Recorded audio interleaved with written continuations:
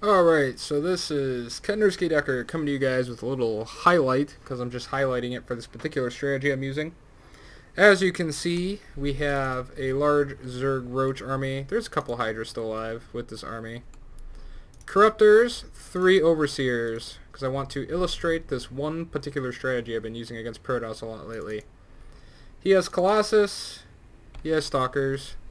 He is not max, he's 156 of 198, so this is not a max versus max armor battle. He is about to start adding the old Void Rays off 3 base to his Stalker Colossus ball. The dreaded Void Ray Colossus ball that everybody hates so much. But this is just to kind of illustrate a new strategy I've been using that's been working pretty darn well against this sort of look where they go with the Stalkers and the Colossus and the Void Rays. So I'm going to push play here. And I'm going to pause it a couple times because I just want to illustrate it. So I have Roaches with Burrow and Tunneling Claws. That's one of the biggest parts of the build. And then I also have 3 Overseers with my limited amount of Corruptors. So I don't have a million bazillion Corruptors.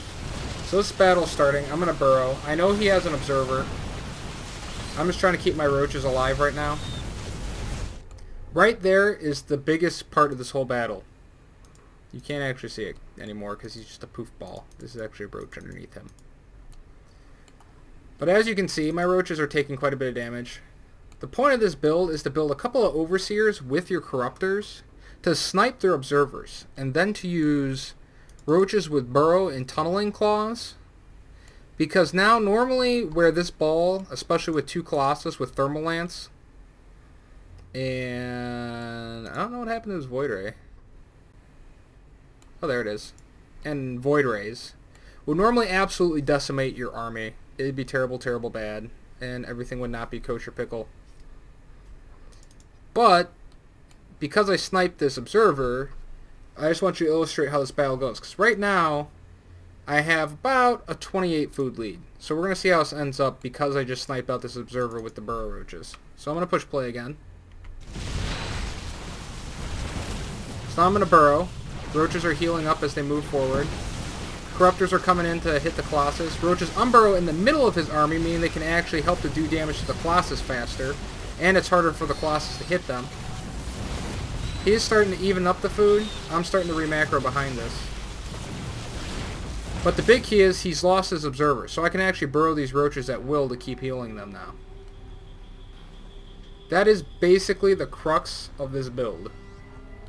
Is you use the Overseer Corruptor hit squad to take out the Observers so that your Burrow Roaches can burrow at will so that you can fight this army easier. I actually could have burrowed a little sooner and saved quite a few more Roaches from death than I did, but I thought I was going to win the battle, so I didn't. But it turned out I actually might have lost the battle.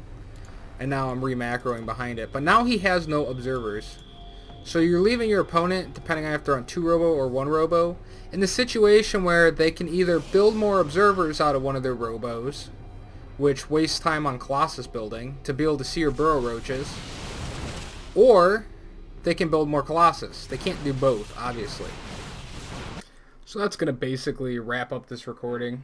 Just wanted to kind of illustrate, as I mute the sound here, how the build works. And the important parts about it. There's more to this game. I will end up recasting the rest of this game in its entirety at some point.